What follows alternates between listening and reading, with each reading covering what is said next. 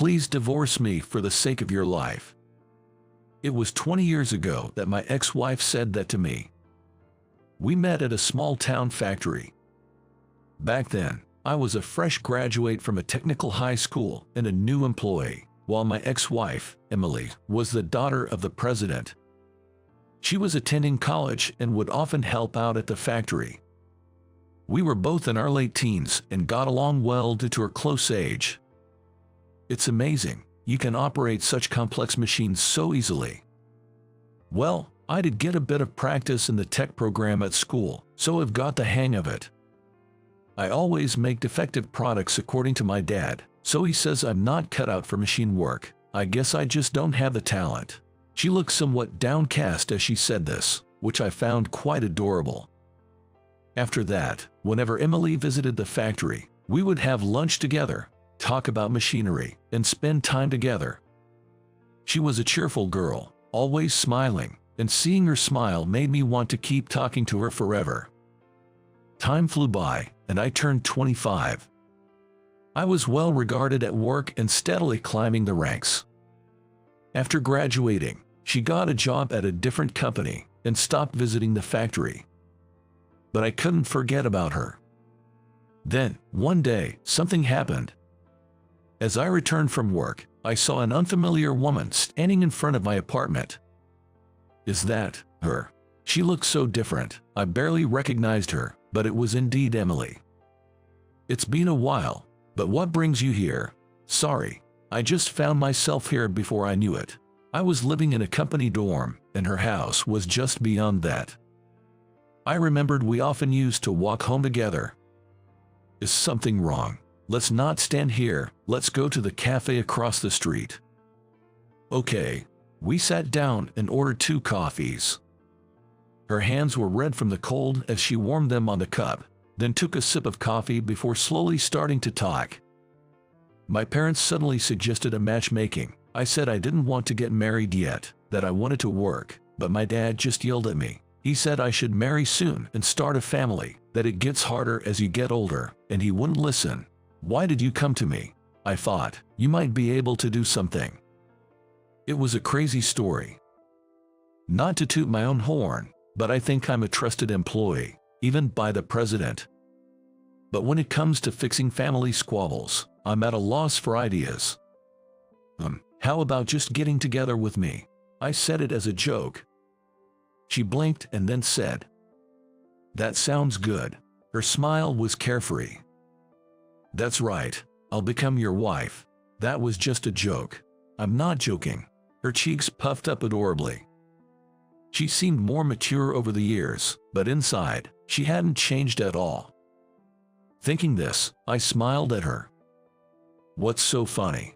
"Nothing. I just thought you've become more beautiful, but you're still you." "What does that mean?" She looked somewhat shy, which I found quite cute. Meeting her again after so long, I was sure she was the one for me. We moved quickly after that. She sorted out her belongings from the apartment she rented, and I looked for a house for us to live in.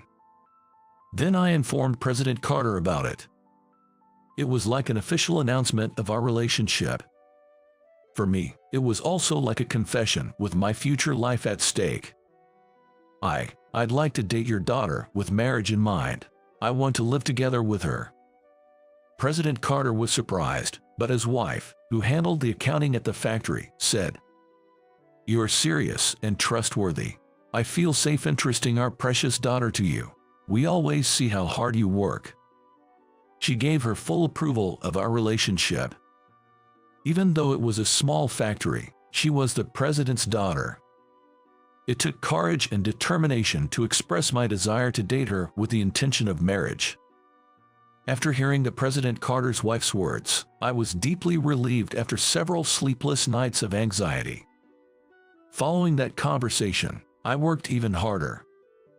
I wanted to live up to the trust her parents had shown in me by working even more energetically than before.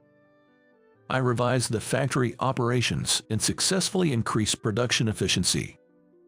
Sales increased day by day, and the company's performance visibly improved. Eventually, we got married and officially became husband and wife. A year later, We had a daughter, and our family grew. Later, I was recognized for my performance and became the factory manager. The company grew larger, thanks in part to the booming economy. I thought this happiness would last forever. But life doesn't always go as planned. One day, my wife collapsed and was rushed to the hospital in an ambulance. It was uterine cancer. She had to be hospitalized and underwent surgery. That was the start of a chain of misfortunes. Affected by the bankruptcy of a major overseas company, the economy started to falter. At the factory, where we had been working overtime every day, we suddenly had nothing to produce, and there were days when we couldn't even get paid. We're done for. I'm sorry, but I think we need to close down the company. No way. President Carter, you're kidding, right? I'm sorry, but there's nothing more I can do with my own power. We couldn't fight the tide of the world. But at a time like this, I thought we should support each other as a family. That's when, out of the blue, my wife said to me, "Please, let's get a divorce. I want you to start a new life." "What are you talking about all of a sudden? I can't just leave you and our daughter, especially now. We should be uniting as a family to get through these tough times." She shook her head. "I actually had someone I loved, but I couldn't marry him, so I chose you. I haven't forgotten about him even now." "What are you saying?" Her words left me stunned. And then she continued, "After breaking up with him and starting to date you, I soon realized I was pregnant. That child might not be yours." Back then, DNA testing wasn't common. There was no way to know whose child it was. I looked at our daughter. She was reading a picture book while hugging a stuffed animal, overflowing with cuteness. "Daddy, what's wrong?" "Nothing. I'm sorry. Silly Daddy." She called me Daddy and laughed. Even as I felt guilty for harboring doubts about her, the question in my mind wouldn't stop. Is this child really mine? Or is she, as my wife said, the child of the man she loved?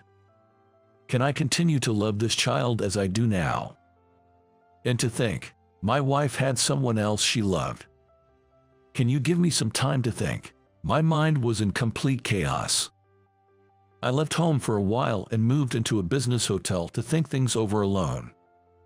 After a few days of contemplation, I went back home and told my wife, "I'm sorry, let's get a divorce. I'm sorry." My wife gave a weak smile, and I couldn't bear to look at her directly. And so, we got divorced. Her parents took in her and our daughter, promising to stay with them until she recovered. I left the factory I had worked at for years and moved to a distant rural town. I started a life alone. Before I knew it, 20 years had passed since I divorced my wife. Not a day went by without me thinking about my wife and daughter. But I thought I had no right to know how they were doing now. Then, one day, something happened. I received a phone call. "Hello, is this Dad?"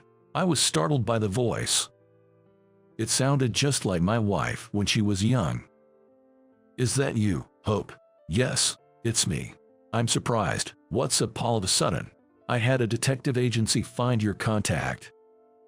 There was a tense air in our first conversation in a long time.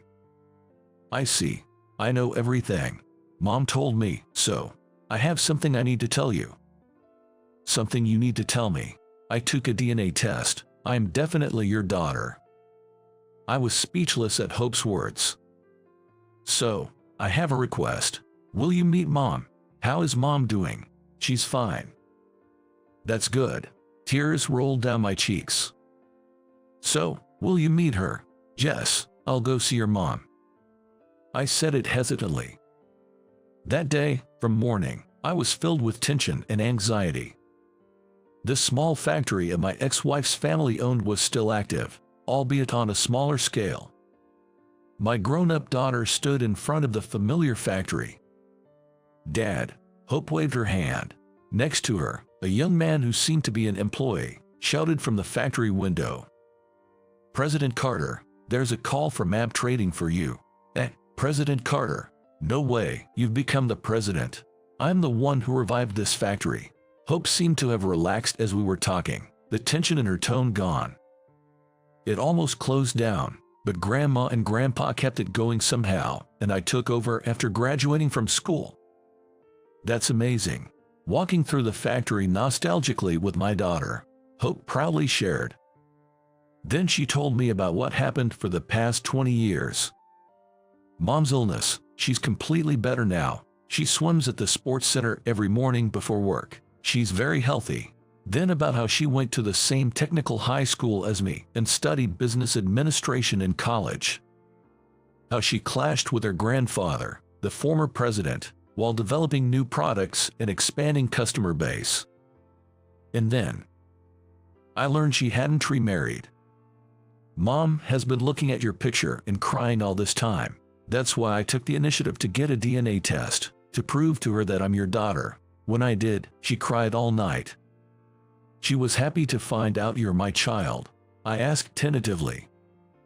But she was sorry for making me do such a thing. She lied about having someone else she loved and cried. What, really? My head spun in panic. Mom confessed that she said those things because the factory was in trouble. Her health was bad, and she didn't know what would happen in the future. She didn't want to tie you down and has regretted it ever since, crying as she told me. Hearing the truth from Hope, I was speechless. And I painfully understood my wife's feelings, because I felt the same. Dad, how's your health? How do you know about that? I found out when I asked the detective agency to look for your contact. 20 years ago, you were diagnosed with liver cancer and given a terminal prognosis. After my wife brought up divorce, I fell and went to the hospital, where it was discovered my liver cancer had progressed. She figured you thought it was best to leave me with Mom's parents since you were sick. Mom wasn't well, and I was little. She was right. Indeed, when I heard from Emily about the possibility of the child not being mine, I was shocked.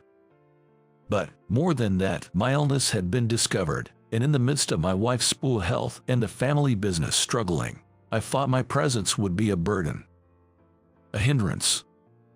That's why I suggested the separation. I've been in and out of the hospital quite a bit since then, but miraculously, I've recovered, I said with a wry smile. That's good, Hope said, relieved. You know, both Mom and Dad, you say it's for the other person, but it's like fighting a one-sided battle. It ends up affecting the child, you know. Hope puffed her cheeks. She looked just like Emily when she was young. But you know, I understand that it's all because of love. Both of you suffered a lot. Hey, Dad, there's no more reason for us to live apart. I think we can be together. Hope concluded the conversation. When had my daughter grown up so much? Tears spilled from my eyes, unstoppable. Darling, as I left the factory, there stood Emily in front of me. She had aged but was still as adorable as ever, unchanged from those times. I'm sorry. That's my line. At my words, my wife looked a bit surprised. Welcome back, Dad. My daughter smiled at me. After 20 years, I was finally able to return to my family. I will never be apart from them again. The three of us embraced each other,